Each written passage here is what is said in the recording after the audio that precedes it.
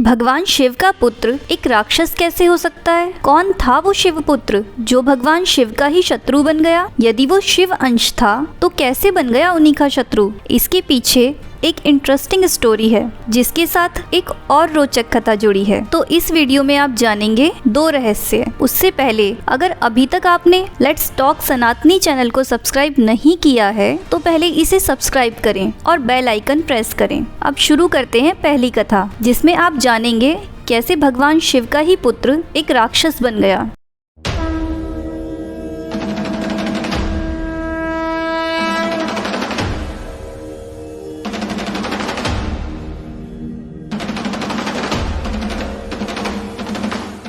एक बार देवराज इंद्र ने देवगुरु बृहस्पति के साथ महादेव के दर्शन करने के लिए कैलाश की ओर प्रस्थान किया। महादेव तो अंतर्यामी हैं, वो ये बात जान गए और उन्होंने इंद्र की परीक्षा लेने की सोची। भगवान शिव उनके रास्ते में योगी का भेष बनाकर बैठ गए। जब इंद्र ने उनसे पूछा आप कौन हो, तो वो कुछ नहीं बोले। इंद्र महादेव को पहचान नहीं पाए। इंद्र ने कई बार अपना प्रश्न दोहराया पर कोई उत्तर न मिलने पर इंद्र क्रोध में आ गए और अपना वज्र महादेव पर चलाना चाहा। इससे महादेव बहुत क्रोधित हुए और इस क्रोध से उनकी आंखें लाल हो गईं। साथ आए गुरु बृहस्पति ये सब देखकर अब तक समझ चुके थे कि ये योगी और कोई नहीं स्वयं भगवान शिव हैं। उन्होंने करबद्ध हो महादेव से इंद्र को क्षमा करने की प्रार्थना की। उनकी विनती स्वीकार करते हुए शिवजी ने अपने नेत्र समुद्र की ओर किए और अपनी क्रोधाग्नि को समुद्र में डाल दिया। भगवान शिव कैलाश को लौट गए और इंद्र और बृहस्पति देव अपने अपने स्थान को लौट गए। लेकिन जिस स्थान पर महादेव ने अपनी क्रोधाग्नि को डाला था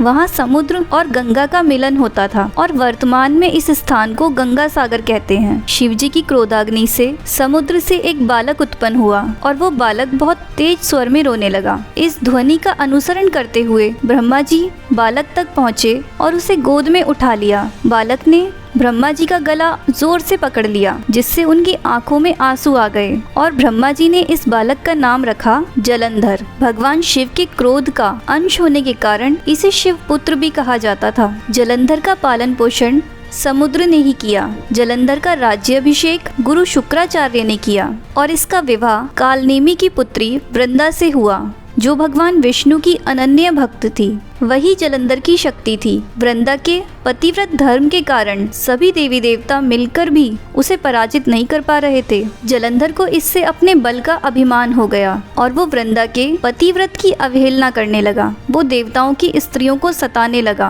पुराण की कथा के अनुसार जलंधर देवी लक्ष्मी को विष्णु से छीन लेना चाहता था, इसलिए उसने बैकुंठ पर भी आक्रमण किया। लेकिन देवी ने जलंधर से कहा हम दोनों जल से ही उत्पन्न हुए हैं, इसलिए हम भाई बहन हैं। देवी लक्ष्मी की बातों से जलंधर प्रभावित हुआ और लक्ष्मी को बहन मानकर बैकुंठ से चला गया। इसके बाद वो कैलाश पर जाकर देवी पार्वती को पत्नी बनाने के लिए आग्रह करने लगा। इससे देवी पार्वती बहुत क्रोधित हुई और महादेव का जलंधर से भीषण युद्ध हुआ। वृंदा के सतीत्व के कारण भगवान शिव का हर प्रहार जलंधर निष्फल कर देता था। आखिर था तो वो शिव अंश ही और उस पर पत्नी का सतीत्व उसकी रक्षा कर रहा था। देवताओं ने मिलकर योजना बनाई और भगवान विष्णु जलंधर का वेश धारण करके वृंदा के पास गए। वृंदा भगवान विष्णु को अपना पति जालंधर मानकर उनके साथ पत्नी के समान व्यवहार करने लगी। इससे वृंदा का पतिव्रत धर्म टूट गया और शिव ने जलंधर का वध कर दिया। सतीत्व टूट जाने से आहत वृंदा ने आत्मदाह कर लिया और उनकी देह की राख से तुलसी का पौधा उत्पन्न हुआ। इस तरह तुलसी माता